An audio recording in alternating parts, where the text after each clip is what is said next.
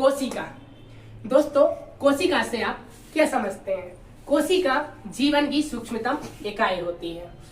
कोशिका को बेसिकली आप लोग जानते ही होंगे, जैसे कि किसी मकान को खड़े होने में ईंट जो भूमिका निभाती है, वैसे ही कोई मानव शरीर हो या कोई जंतु शरीर हो और इसके अलावा कोई पादप हो, उनके लिए कोशिकाएं भी ऐसे ही एक महत्वपूर्ण भूमिका निभाते हैं। तो आइए जान लेते हैं कोशिका क्या होती है। कोशिका, जिसे हम सेल भी कहते हैं। कोशिकाएं दो प्रकार की होती हैं, eukaryotic cell then prokaryotic cell.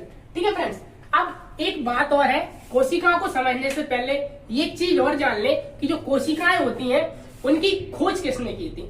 ठीक है फ्रेंड्स, कि जो कोशिका है उसकी खोज की थी रॉबर्ट हुक ने, और आपको यही पता होगा कि रॉबर्ट हुक ने ही इसकी खोज की थी। बट दोस्तों, रॉबर्ट हुक ने जिस कोशिका की खोज की थी वो थी मृत कोशिका। ठीक है फ्रेंड्स, तो आइए आपको कुछ एक नया सा फैक्ट दिखाते हैं। जो रॉबर्ट हुक थे, रॉबर्ट हुक ने जो कोशिका की खोज की थी वो थी मृत कोशिका, डेड सेल। ठीक है friends, but Antonie van Leeuwenhoek थे जिन्होंने जीवित कोशिका की खोज की थी। शायद ही आपको ये चीज पता हो, और जिनको पता है वो बहुत इंटेलिजेंट है। किसने जीवित कोशिका की खोज की थी? Antonie van लीeuwenhoek।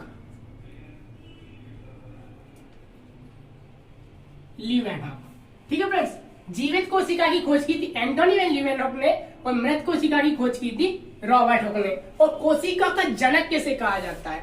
कोशिका का जनक रॉबर्ट हुक को कहा जाता है। ठीक है फ्रेंड्स, तो अब बढ़ते हैं कोशिका को आगे की ओर। ठीक है फ्रेंड्स, यूकैरियोटिक सेल और प्रोकैरियोटिक सेल। जो यूकैरियोटिक सेल होती हैं वो कौन कौन सी होती हैं? ह्यूमन सेल हुई, एनिमल सेल हुई, प्लांट सेल हुई। मतलब कि जो भी विकसित जीवधारी है, विकसित जीवधारी जैसे कि जो भोजन बनाते हैं, अपना जीवन यापन करते हैं, चाहे वो प्लांट हो, प्लांट भी ग्रोथ एंड डेवलपमेंट करता है। ग्रोथ एंड डेवलपमेंट तो बैक्टीरिया वायरस भी करते हैं, बट ये सिंगल सेलुलर होते हैं। मतलब कि इनमें ओनली और एक सेलुलर पाई जाती है, और जो यूकैरियोटिक सेल होती है वो मल्टी सेलुलर होती है। प्रोकैरियोटिक सेल कौन सी फ्रेंड्स? बैक्टीरिया हुआ, वायरस हुआ, फंगी हुआ, एल्गी हुआ। अब नोट करने वाली बात ये भी है फ्रेंड्स कि जो यूकैरियोटिक सेल है ना, वो मल्टी सेल्यूलर है, मल्टी सेल्यूलर। ठीक है फ्रेंड्स, और जो प्रोकैरियोटिक सेल है वो सिंगल सेल्यूलर। ठीक है फ्रेंड्स, जो यूकैरियोटिक सेल है वो मल्टी सेल्यूलर है। मतलब कि जो यूकैरियोटिक सेल है उनमें ना बहुत सारी कोशिकाएं पाई जाती हैं। कोशिका के अंदर कोशिका नहीं पाई जाती, बट जहां भी यूकैरियोटिक कोशिका पाई जाती है वो एक गुच्छे के रूप में पाई जाती है। और जो प्रोकैरियोटिक सेल की हम यहाँ बात कर रहे हैं वो केवल एक सिंगल सेल ही होगी। ठीक है, तो बेसिकली ये जो हमारा आज का इवेंट रखा गया है, आज की जो इवेंट है इसमें हम बात करेंगे यूकैरियोटिक सेल की। तो आइए फ्रेंड्स बात करते हैं यूकैरियोटिक सेल की। यूकैरियोटिक सेल, यूकैरियोटिक सेल एक विकसित कोशिका होती है। आइए जान लेते हैं कैसे। यूकैरियोटिक सेल कौन कौन ऐसे जीवधारी हैं जिनमें यूकैरियोटिक सेल पाई जाती है? Plants, animal and humans. जो भी वनस्पति हैं, जंतु हैं, इनमें क्या पाई जाती है? Eukaryotic cell. ठीक है फ्रेंड्स, अब यूकैरियोटिक सेल मतलब क्या होती है उसको भी हम यहाँ पे जान लेते हैं। दोस्तों, यूकैरियोटिक सेल का मीन्स ये नहीं है कि कोई एक कोशिका है उसके ये तीन प्रकार है। ये प्लांट सेल है, ये अपने आप में भिन्न है। एनिमल सेल है, ये अपने आप में भिन्न है। और ऐसे ही ह्यूमन सेल, ये भी अपने आप में भिन्न है। बट ये है कि इनके जो सेल ऑर्गेनल्स होते हैं वो सेम होते हैं। हाँ, इनमें कुछ अंतर होता है कि जैसे कि हमारी ह्यूमन बॉडी की जो सेल्स होती हैं, मानव शरीर की जो सेल्स होती हैं, उनमें माइटोकॉन्ड्रिया होती है, और जो प्लांट होते हैं उनकी सेल्स में पैलेट्स होते हैं। ठीक है, काम सेम रहता है, बट क्या है, ऑर्गेनल्स के नेम अलग अलग होते हैं। और इन्हें और अच्छे से कैसे समझा जाए तो आइए देख लेते हैं। ह्यूमन सेल कोई भी कोशिका है दोस्तों, ठीक है, जो हमारी कोशिका होती है वो एक आवरण से घिरी होती है, जिसे हम बोलते हैं सेल मेम्ब्रेन। ठीक है दोस्तों, जो यूकैरियोटिक सेल है, ह्यूमन सेल की हम यहाँ पे बात कर रहे हैं, जो ह्यूमन सेल है वो एक आवरण से घिरी होती है जिसे हम बोलते हैं सेल मेम्ब्रेन। ठीक है, और जो यूकैरियोटिक कोशिकाएं इनमें न्यूक्लियस पाया जाता है। ठीक है फ्रेंड्स, तो ये क्या है हमारा न्यूक्लियस। न्यूक्लियस, अब न्यूक्लियस की खोज किसने की थी? एनीवन हू गेसेस? न्यूक्लियस की खोज की थी रॉबर्ट ब्राउन ने। ठीक है फ्रेंड्स, तो न्यूक्लियस की खोज किसने की थी? रॉबर्ट ब्राउन ने। जो सेल के सेंटर में जो ऑर्गेनल पाया जाता है उससे हम बोलते हैं न्यूक्लियस। न्यूक्लियस को सेल का ब्रेन भी कहा जाता है। मतलब कि सेल की जितनी भी इंफॉर्मेशन है कि सेल को कैसे रिएक्ट करना है, कैसे एक्शन लेना है, ये सब किसका काम है? हमारे न्यूक्लियस का। दोस्तों ये तो हो गया हमारा न्यूक्लियस, बट आपने एक और रिंग देखी होगी जो न्यूक्लियस के बाहर है। ठीक है, तो फ्रेंड्स पहले पूरा डायग्राम बना लेते हैं, इसके बाद डिस्कस करते हैं। न्यूक्लियस भी एक रिंग से घिरा होता है जिसे हम बोलते हैं न्यूक्लियस मेम्ब्रेन।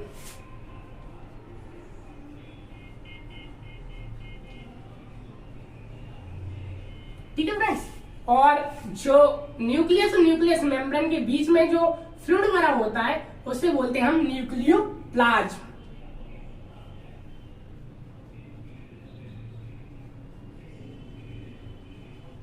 ठीक है फ्रेंड्स, तो ये कुछ 4 चीजें हैं: cell membrane, nucleus, nucleus membrane and nucleoplasm. अब बात करते हैं कुछ अदर ऑर्गेनेल्स की।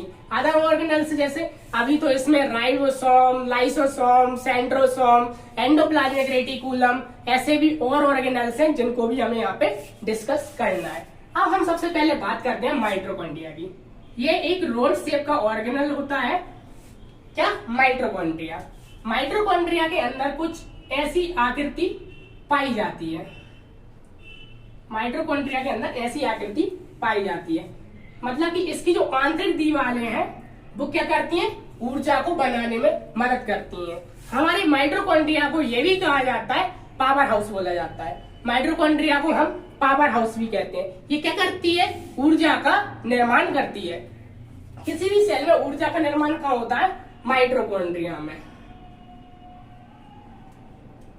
दोस्तों माइटोकॉन्ड्रिया की खोज किसने की थी? एनीवन जो जानता हो?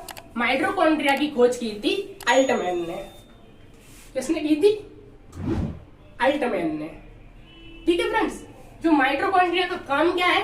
कोशिका को, मतलब कोशिका में ऊर्जा बनाना। जो भी हम खाना खाते हैं, खाना का डिस्ट्रीब्यूशन होता है और डिस्ट्रीब्यूशन होने के बाद जो ऊर्जा का निर्माण होता है, तो एक कोशिका में ऊर्जा का निर्माण कहाँ होता है?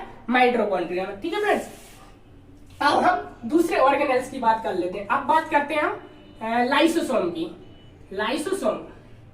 लाइसोसोम क्या होता है दोस्तों?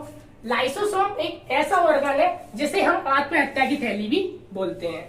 लाइसोसोम को आत्महत्या की थैली क्यों बोलते हैं? क्योंकि लाइसोसोम के पास हाइड्रोलाइटिक एंजाइम पाया जाता है, जल अपघटीय एंजाइम। ये क्या करता है कि जो भी ऑर्गेनल सही तरीके से फंक्शंस नहीं करते हैं या सेल डिस्टर्ब हो जाती है, तो लाइसोसोम उन ऑर्गेनल्स को नष्ट कर देता है। हाइड्रोलाइटिक एंजाइम्स को छिड़क कर उनको नष्ट कर देता है। ठीक है फ्रेंड्स, ये काम किसका है? लाइसोसोम का। अब हम बात करते हैं सेंट्रोसोम का।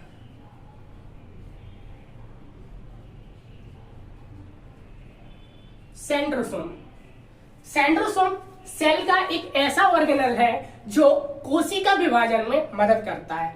देखिए दोस्तों, जब कोई जीव वृद्धि करता है तो सामान्य सी बात है कि कोशिकाओं में विभाजन होता होगा। 1 से 2, 2 से 4, 4 से 8, 8 से 16।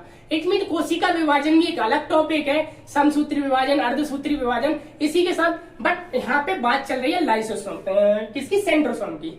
सेंट्रोसोम क्या करता है? किसी भी कोशिका को विभाजन में मदद करता है। ठीक है फ्रेंड्स, अब हम बात करें किसकी? एंडोप्लाज्मिक रेटिकुलम की।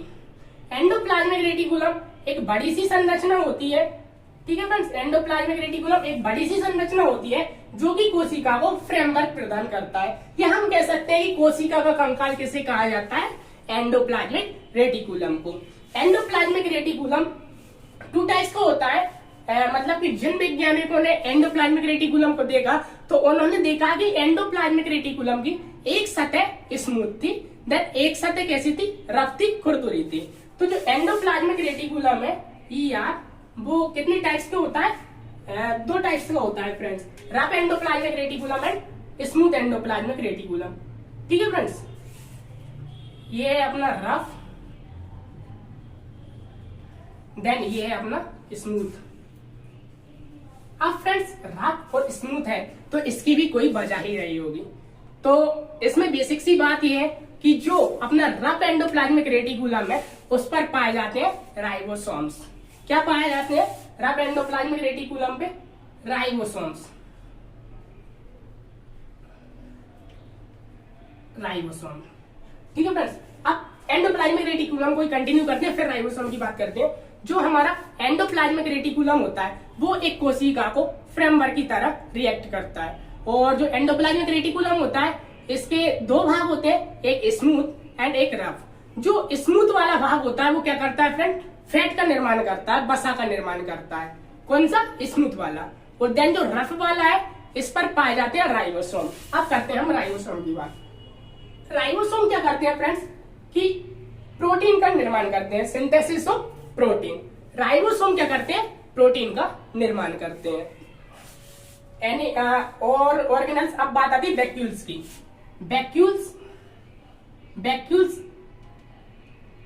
वैक्यूल्स ऐसे ऑर्गन्स होते हैं जो सेल के लिए पानी को संचय करके रखते हैं, मतलब कि वाटर को स्टोर करके रखते हैं सेल के लिए, वैक्यूल्स। इसका क्या काम है फ्रेंड्स? पानी को स्टोर करके रखना। देन फ्रेंड्स ये एक सेल है और इसमें एक लिक्विड पाया जाता है। ये लिक्विड क्यों पाया जाता है? कि कॉमन सेंस है कि अगर लिक्विड नहीं पाया जाए तो ये ऑर्गेनल एक दूसरे में भिड़ के डिस्ट्रॉय हो जाएंगे। और अगर ये इस लिक्विड में तैरते रहेंगे, ये जो लिक्विड है एक सेमी सॉलिड लिक्विड होता है, ठीक है फ्रेंड्स।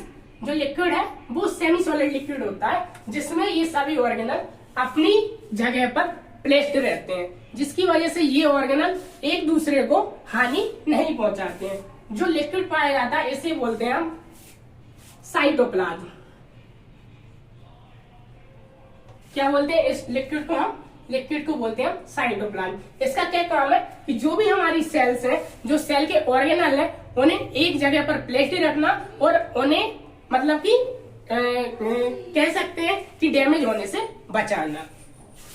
दोस्तों कुछ बातें मैं भूल रहा हूं, जैसे कि जो सेल होती है, सेल को हम साइटो के नाम से भी जानते हैं। सेल को क्या बोलते हैं? हम साइटो भी बोलते हैं। कहीं भी आपको अगर साइटो वर्ड देखे तो वो कंफर्म है कि वहां पर कोशिका की बात चल रही है। दोस्तों ये थी हमारी ह्यूमन सेल, यूकारियोटिक सेल, जिसमें हमने lysosome, centrosome, endoplasmic reticulum, ribosome, nucleus. And friends तो न्यूक्लियस की हम बात करें, न्यूक्लियस को हम क्या करते हैं? ब्रेन, कोशिका का ब्रेन कहते हैं। कोशिका के लिए ये क्या करता है फ्रेंड्स? रिएक्ट करता है, रिएक्शन देने में मदद करता है कि अब कोशिका को आदेश देता है कि कैसे वर्क करना है।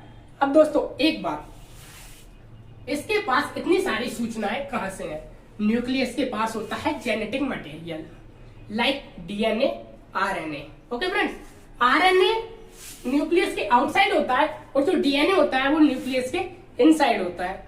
डीऑक्सी राइबो न्यूक्लिक एसिड, ये क्या होता है फ्रेंड्स कि ये हमारी पूरी जो इंफॉर्मेशन है उन्हें कलेक्ट करके रखता है और उन्हीं इंफॉर्मेशन के अकॉर्डिंग सेल हमारी वर्क करती है। इसीलिए ही न्यूक्लियस को कोशिका का ब्रेन कहा जाता है।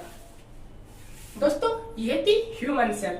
आई होप कि जो भी मैंने एक्सप्लेन करने की कोशिश की है आप सभी को समझ आई होगी। और आपके जो भी डाउट्स निकल के आ रहे हैं दोस्तों, तो प्लीज हमें कमेंट सेक्शन में बताएं कि और मैं इससे भी ज्यादा बेहतर क्या कर सकता था। I hope you understand very well.